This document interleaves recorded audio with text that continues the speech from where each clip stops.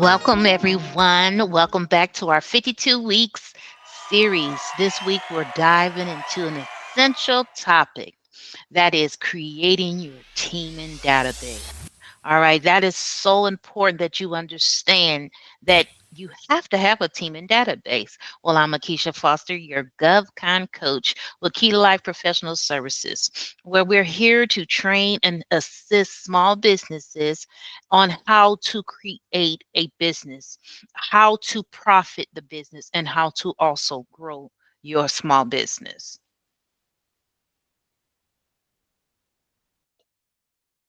Now, introduction. Why a team and database is critical for subcontracting.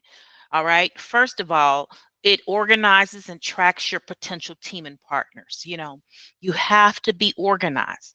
It's just like the sports analogy. All right. You're building a database just like when you're assembling a championship sports team, right? Okay. Just as football team carefully selects their players for offense, defense, and special teams. A successful contractor, or especially for a subcontractor, selecting partners with complementary skills to win government contracts is critical. All right. Each member plays a critical role in executing the game plan. Okay. Some going to provide strategy, meaning the business development. Others are on execute plays, the technical performance, proposal writing, and then some going to ensure the smooth collaboration. That's your project management, right?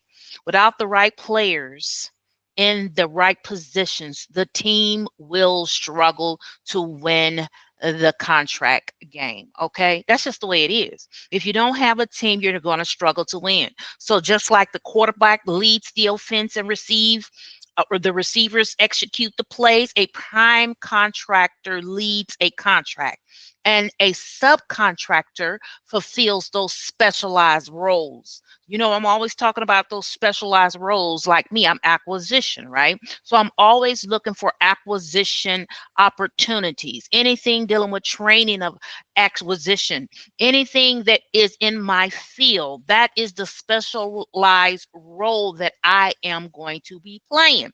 And that's why in the next series, my goal is to really talk about these niches and these services and how to really define and complement these prime contractors so they put you on the team.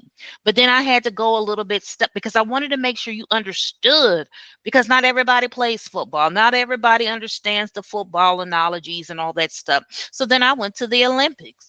Each athlete is going to be your teaming partner, right? So that athlete is your teaming partner, and each is bringing a unique skill set to contribute toward winning a medal. And that's the contract award, right? So I want you to understand the importance of ensuring that you're tracking. All right. You're trying to build the A team. You're trying to build a team that you're going to work with for long term. All right. This is a long term game, not short term. And then even if you find a team and partner that is not conducive to your team, then you was able to work with that person and say, no, this is not a good fit. And then you move on, because you have to have commonality. Just like in a marriage, just like any kind of relationship, family relationship, relationships matter. It's very important how you build on those relationships. Now, ensure that efficient collaboration and communications. I've seen so many team and partners break down because of communication. It's important that and then when the team and partner is communicating to you, listen to what they're saying, and put them in the position where they should be and not where you think they should be, because then that will bring discord, and then it's not going to be conducive for the team. Do not expect someone who's used to playing right field be able to play left field. You know what I'm saying? As easily, because it's not as easy for them. So it's the same thing in government contract. You got to put people where they should be. What are they good at? What are their strengths? And not put people in places that they're not, they're very weak in, if you will. All right. Then we got to help to identify the right partners for different opportunities. So you're going to need to know which partners go with which opportunity. And then it's all the paperwork and all those things that go with that. And that's just another training. It's so many things that involve in government contract. That's why I had to create the 52-week subcontracting series so I can break each topic down and only focus on that topic. So when you go back and rewatch the video, you only say you need help in the teaming database area, then you just only go watch that video. But what if you needed help with the proposal writing? Then you go watch that video. If you need help with the resume, or how do I do the capability statement? So I felt I didn't want to put everything all in one video. I wanted to do a series so I can really expand on it, to really give you tools that you can use that's going to help your business to grow. And then you got to streamline those proposal development processes and the execution. All right, too many times we're not going back to see the lessons learned. Okay, where should we improve? Where should we delegate? Where should we put a workflow in automation? When can we add AI? Because AI is a tool. All these different tools that we're learning how to use, we have to learn how to implement and then put a process in place and then see if it's working. If it's not working, then you just continually process improve. Now, you know me, I'm always talking about an excellent resource, the Government Sales Manual, Chapter 12, Teaming and Partnerships. All right, read it. Read it over and again. Read it until you have understood everything that's in that chapter to make you successful in your business. All right, because I'm not going to keep this video long. I get going sometimes. So that's why I wanted to make sure I hit that point. Now, these are the key challenges most small business face. All right. Challenge number one, find the right teaming partners. So the solution to that is use those GovCon databases like SAM.gov, FPDS, and then the SBA's dynamic small business search to identify companies with relevant past performance. So like, say if you have past performance and you just need somebody with a subject matter expertise, then it wouldn't matter so much. But if you're trying to find somebody with that past performance because all you have is the expertise, then that's going to make the difference. It depends on the strategy, depends on what the need is. That's why when people want to, just a blanket statement, you can't, because each strategy is different for each event. So saying that, oh, I'm the SME in that area, the subject matter expert, but I just don't have past performance with that agency that they're going after. But I do have past performance with another agency. So those different strategies come in place depending on the situation. Okay. Challenge number two, establishing trust and credibility with potential teaming partners. Is just like with relationships. Marriage just don't happen. It's a lot of work. And you don't be with somebody all these years and not learn what their good parts are and those things that are not. It's the same thing in a relationship. Deb, you're not with them 24/7, but you will be working with them 7 days a week, or 5 days a week, or 365 days, as long as that contract is. So you want to make sure you're getting the right partner on the team, making sure y'all seeing eye to eye, the same sheet of music, because that makes a difference. And then the solution, engage in these networking events so you can see the personalities, right?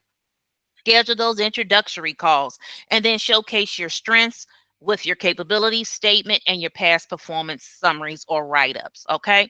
And then challenge number three, managing and maintaining a team and database efficiently.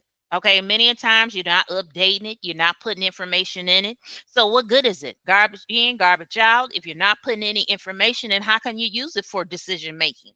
No one is updating it. There's no plan to keep the information fresh. Okay, so the solution is to use structured tools like Google Sheets, HubSpot, Airtable, all those different little programs they have out there now that you can use that will help you to track your interactions, your partner capabilities, and then the ongoing collaborations. But I always believe start where you are. If you don't have but a Google Sheet, use your Google Sheet. Create those tables and those columns and get started. Do not wait. Get it started today, because then You're generating revenue. All right. Now you can start investing in your business. But at the beginning, you're bootstrapping everything. You're bootstrapping everything. So use the tools that you have to get started. Now, the core components of a teaming database, right? The company information, right? We need their name, website, the NAICS codes, the UEI. Are they registered in SAMS? You know, their certifications. You may be veteran owned, but what are they? Are they woman owned? So then you're the lead on all the veteran owned small businesses, and then they're the lead on the woman owned small businesses opportunities. So know how to use the different strategies out there. Now, the capabilities, what services are they offering? Now, you know, you do the acquisition, but what do they do? The program management? Well, then we're going to use them for the program management, and we're going to do the contracting acquisition. You know, so that's how you'll know how to utilize that database, right? And then if you want to learn more about how to use those databases, read the book, The Government Salesman. He did a wonderful, Joshua Frank did a wonderful job at explaining to you when to use your team and database, how to use that team and database. And then if you need more help, then just join the group coaching program, and where we go talking with our clients every week on challenges that they're facing. They're speaking with other small businesses who've built their business, established small businesses, and who are also looking for team and partners and people to join their team. All right. And then make sure you understand, do they have the contract vehicle? Because if you don't have a contracting vehicle, and this agency that you're trying to pursue, they're saying, look, our primary way we prefer to purchase things is through a contracting vehicle. So then you're going to need a team and partner that has a contracting vehicle. And then make sure that you're keeping up with that relationship. You want them to be the relationship to be mutual. Okay. And then the point of contact, the title, then the status. Are we in current discussions? Do we have a team and agreement on file? Do we have an NDA on file? Have we done past collaborations? And if so, document what? Okay, we did the ABC project together. It was very successful. It was very lucrative for both of us. I was able to do my contribution, your jacking that word up. I apologize, y'all. Okay, and then the partnership agreements, make sure those, and you just document it so you can keep up with. And then pursue opportunities, pursue tracking those past bids and those joint proposal efforts. Okay, I wrote the acquisition portion of the proposal, right? And then they did the program management, so tracking which part of the proposal, or did the team and partner do all of the proposal and you just brought the subject matter expertise. So that all makes a big difference. All right, let's get to it. So now here's an example, just giving you an example. You pull up your Google Sheet. All you need, the columns is your name, capability. So ABC Solutions, we got XYZ, DEC, whoever it is. And then what were their capabilities? Oh, this was the IT consulting and cybersecurity team and partner. Well, this was my logistics and supply chain team and partner, and so on. And then what NAICS codes did they use? So that way you know. And then if it was your AA company, well, right now, we ain't talking about AA as much as we should, because we don't know if they're going to get rid of we don't know anything. So that's why we always recommend you have all the different ones, the certifications, so that way if they do not take any 8As right now, don't worry about it, just pivot. We're having to learn to pivot in the different times, but don't get rid of it, because they gonna always go back to it. You know what I'm saying? You have to learn to pivot and keep moving. All right. And then your POC, the past contracts, and then the team and status. Those are things I recommend you always have in your team and database. Now, you can add as many columns, rows, filters, whatever you like, but at least have the basic. All right, at least start with the basic. If you don't have anything right now, start with the basic. Create your team and database. And then the practical weekly workflow for creating the teaming database. So like say Mondays, I'm going to do research and identify potential teaming partners. Now, mind you, we got other things we got to do. So that's why I believe in having it on your calendar. You plug it in on a calendar because you might be having to do team and database today. Then you might also have to do market research. You might have to do some sales from your sales training. You might have to, you have to put it on the calendar so you can know what you can do, because you have 8 hours in a day. Most of us can't work more than 8 hours in a day if you're doing this part-time. Now, if you're doing this full-time, then you may be able to put a little bit more hours in, but it's still only 24 hours in a day. So you still have to sleep, you still have to eat, you still have family time, right? So it's important that you document everything what you're working in. So today my practical work from creating a team and database. So in that event, you're going to put event. This is for the team and database. All right. I'm doing some activities in my team and database. This time I'm not working on the BD or anything of that nature. So that depends on whatever you're doing. And so that is why I always recommend that you do okay, so next. All right, so then advice for expiring subcontractors. Purchase the book. The Government Sales Manual is everything you need. That's going to give you everything you need. Then start small, focus on your niche, building your strategic relationship gradually, invest in tools like your CRM. All right, building your relationship, attending those networkers events, and then network. Your network is your net worth in government contract. Now, I've heard that saying so many times. So your network is your network. So on that last thing, take action. Share your challenges in the comments below. Let me know what's working for you, where you need help. You can connect with me on LinkedIn, subscribe, and stay updated. And when you're ready, take the next step. You can either join our group coaching program or our one-on-one coaching program. Not sure what's next? Book a clarity call. And for Upwork consultations and projects, you got to send me a message to be added to the wait list. I received a tremendous amount of people really excited about my Upwork and consultations. And so now I have to just only be able to add the workflows. So y'all stay tuned for next week. The next week's topic is understanding your niche services. All right, now take care. That's all.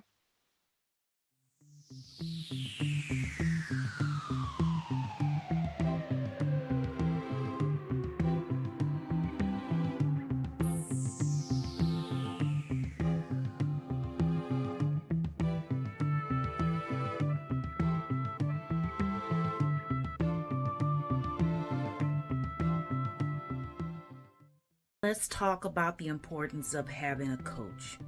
A coach challenges you, keeps you accountable, and helps you unlock your full potential. And as a GovCon coach, this is exactly what we do for our small business. We provide guidance, strategies, and support needed to navigate the complex world of government contract. And together is how you reach new heights. And the best athletes out there know this: the Simone Biles, the Shakira Richardsons, the Serena Williams. So if you feel like you are ready to take it to the next height, join the group coaching program.